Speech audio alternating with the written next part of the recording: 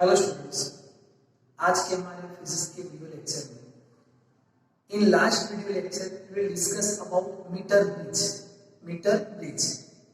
In meter bridge, if current in galvanometer is 0, then we measure some length, and this length is resistance R3, and 100 minus this length we give resistance R4. All about in meter bridge we find unknown resistance. वैसा ही आपको एक example यहाँ पे दिया है कि 33 centimetre is a balanced point two point A से आपको 33.7 सेंटीमीटर तक 33.7 सेंटीमीटर पे बैलेंस पॉइंट मिलता है. What is balance point? Balance point is a point when current in galvanometer is become 0. तो ये आपको एक बैलेंस पॉइंट मिला. अब यहाँ पे देखिए मीटर ब्रिज में हम कैलकुलेशन कैसे करते थे, उसका फॉर्मूला क्या था. तो वहां पे हमने R1/R2 is equal to L/100 - L लिखा था. यहाँ पे दो रेजिस्टेंस दिए हैं R and S. Then we right here R/S is equal to L1 or 100 minus L1. What is L1? L1 is a balanced point and this is given 33.7 centimeter. Okay, so R/S is equal to 33.7 और 100 minus 33.7. 100 minus 33.7 देखिए 100 minus 33.7 60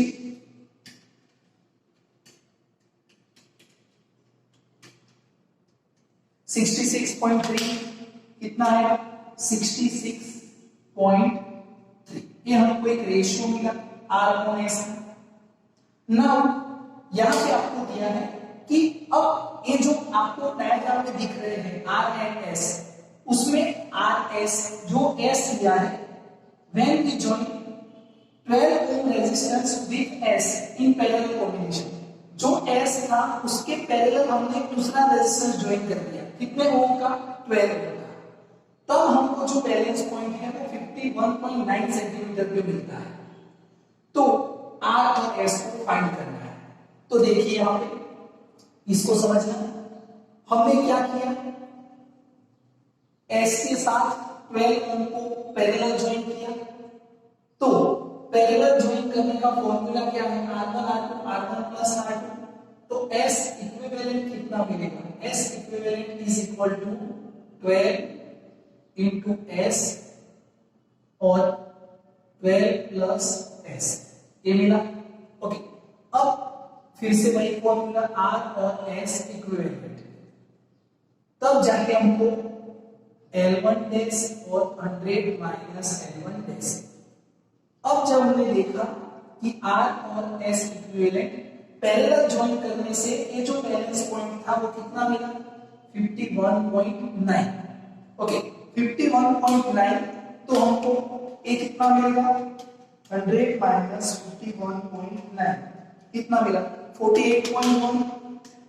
तब जाके हमको मिला 48.1. ये हो गया. अब इसमें हम S इक्विवेलेंट की वैल्यू रखते हैं. S इक्विवेलेंट कितना है? देखिए R S इक्विवेलेंट में 12S 12 प्लस S, तो 12S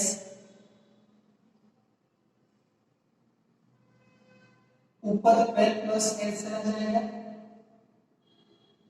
ओके, ये देखिए इज इक्वल टू 51.9 और 48.1. अब यहां से देखिए R/S इसको ऐसे रखते हैं और यहां पे देखिए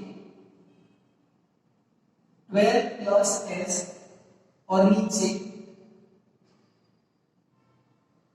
12 ये हो गया is equal to 51.9 48.1.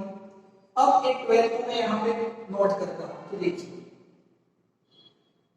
R upon S equivalent, मतलब सॉरी S ही इक्विवेलेंट का वैल्यू हमने पुट किया, इज इक्वल टू ये 12 यहाँ पे चला गया, तो 12 plus S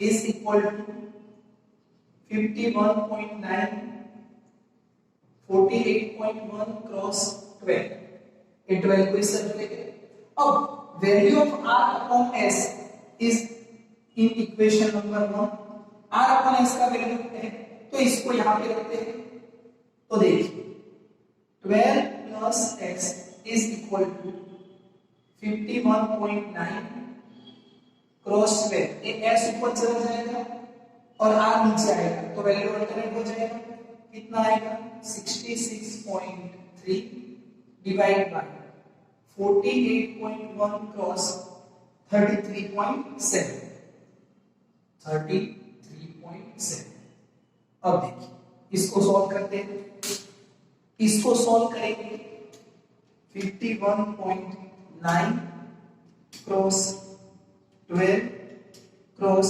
66.3 divide by 48.1 divide by 33.7, कितना मिला 25.47, 12 plus S is equal to 25.47, तो S is equal to कितना मिलेगा भाई, इसको 25 में से माइनस कीजिए,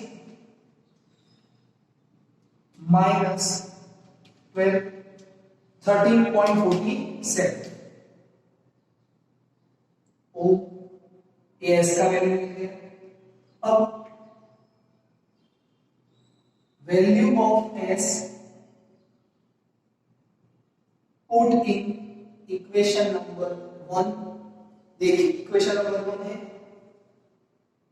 R अपॉन S की जगह पे 13.47 इज इक्वल टू 33.7 और यहाँ पे 16.3 66.3 सॉरी,